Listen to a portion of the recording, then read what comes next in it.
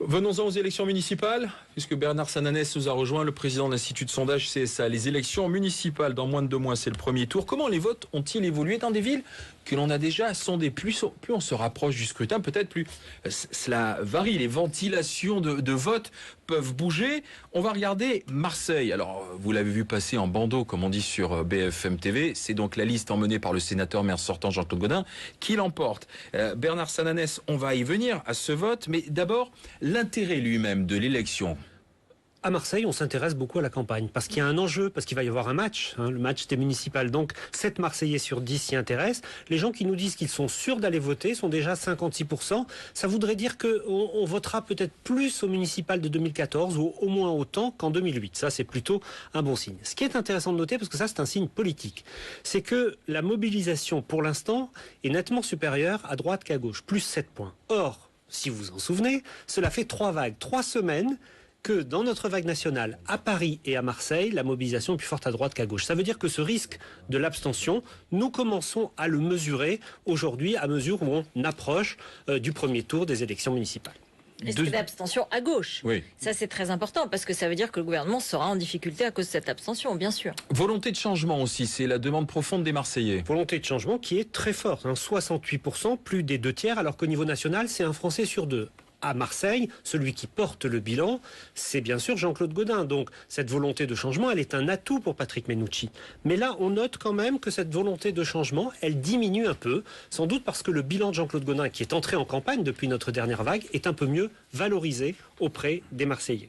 Changement en profondeur à 68%. Troisième centre d'intérêt de ce sondage que vous avez réalisé, Bernard Sananès, les préoccupations. Sur quoi justement les Marseillais veulent-ils que l'équipe municipale travaille? Quels sont les centres d'intérêt? Alors, un sujet qui s'impose, la lutte contre la délinquance, nettement en tête à Marseille, nettement en tête notamment dans les quartiers nord, là où des triangulaires peuvent décider de l'issue du scrutin. Un deuxième sujet qui est typiquement, spécifiquement marseillais, la propreté, la gestion des déchets. Ça, on ne le mesure pas si haut dans de nombreuses villes. Et le troisième sujet, le montant des impôts locaux. Mais là, ce qui est vraiment intéressant, c'est la différence par secteur. Alors, la lutte contre la délinquance, on en parlait hier, c'est encore un règlement de compte à Marseille. La propreté et la gestion des déchets, c'est le fameux fini parti qui a tant été mis 2 fois en cause dans la cité phocéenne. Et puis, on en arrive au résultat du vote. Bernard Sananès? Alors, rappelons d'abord, la première vague en octobre avait été réalisée au lendemain de la primaire socialiste. Donc il y avait incontestablement une dynamique pour Patrick Mennucci que nous mesurions à l'époque. Là, on voit bien qu'après l'entrée en campagne de Jean-Claude Gaudin, celui-ci progresse. Il progresse non pas au détriment de la gauche, c'est important de le dire, il progresse en prenant des voix sur le Front National.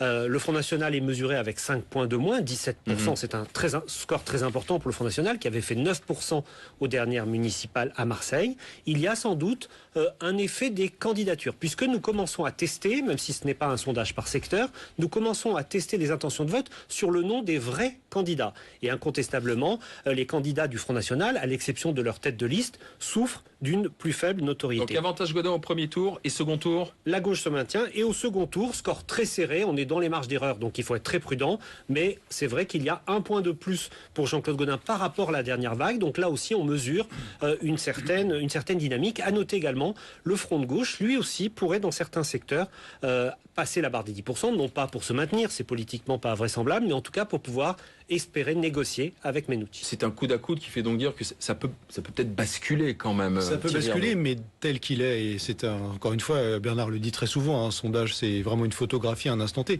Moi je trouve que ce sondage est quand même très dur pour Patrick Mennucci, parce qu'il nous dit quand même 2 choses qui sont a priori paradoxales, qui est que 68% des Marseillais veulent un changement. En profondeur, la façon dont les choses sont formulées est quand même importante. 2 Marseillais sur 3 veulent un changement en profondeur. Et pourtant, il n'y a pas... La conclusion logique de ça, c'est que celui qui a priori est le plus susceptible sur le papier d'incarner le changement devrait être assez loin devant celui qui incarne la continuité. Or là, on constate qu'ils sont au coude à coude et que Jean-Claude Gaudin est en train de remonter. Vous voulez dire que les électeurs de gauche ne croient plus au changement? C'est maintenant. J'allais en arriver à cette...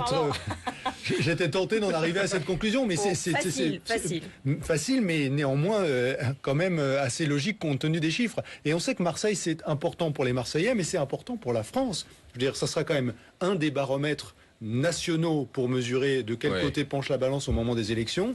Et si Jean-Claude Gaudin l'emporte à Marseille, ça sera évidemment un signe très important. On écoute la réaction du sénateur maire. Il était l'invité de BFM Story tout à l'heure à 18h en direct sur BFM TV. C'est un sondage, c'est une photographie du moment. Ce qui me rassure, c'est l'accueil que je reçois partout, les personnalités qui se rallient pour venir à ma liste. Et je pense que les Marseillaises et les Marseillais sont conscients du travail que j'ai pu faire à leur service dans cette ville, en modernisant, en transformant, en métamorphosant la ville. Et bien entendu, c'est un encouragement pour moi qui est très important. Encouragement, dit Jean-Claude Gaudin. Il a la victoire très très modeste. On l'entend, le sénateur maire de Marseille. Quant à Patrick Menucci, C'est pas encore une victoire. le candidat socialiste, non, il a la victoire modeste selon le sondage, puisqu'il réagissait à sa victoire dans le sondage CSA. Vous avez raison, Thierry. Patrick Menucci, il sera l'invité du soir BFM tout à l'heure avec Jean-Baptiste Boursier à 22h30. L'un des acteurs de ce scrutin, c'est Stéphane Ravier, le candidat du Front National, et c'est le 2 minutes de questions. Il est avec nous ce soir. Stéphane Ravier, pas de progression pour le Front National, qui reste en fait bloqué, enfin stable à 17%. Stéphane Ravier, comment réagissez-vous? Oui, bonsoir. Écoutez, j'ai cru au départ qu'il Vous s'agissait perdez d'un même 5 gag. points, oui. Oui, J'ai cru allez-y. qu'il s'agissait d'un gag, d'un véritable canular. Parce que avec ce que j'entends, moi et mes amis, ce que nous entendons dans les rues de Marseille, devant les écoles, dans les cages d'escalier, devant les supermarchés, eh bien, ça ne correspond en rien avec ce que ce sondage voudrait nous faire croire, nous faire avaler. Un sondage qui est d'ailleurs, et vous l'avez souligné d'une certaine manière, agrémenté de contradictions. Quand 68% des personnes interrogées souhaitent un changement en profondeur et qu'ils apporteraient leur soutien à celui qui est responsable de l'immobilisme et en partie au candidat du Parti socialiste dont on connaît les ravages depuis l'élection de François Hollande, j'avoue que cela m'étonne beaucoup.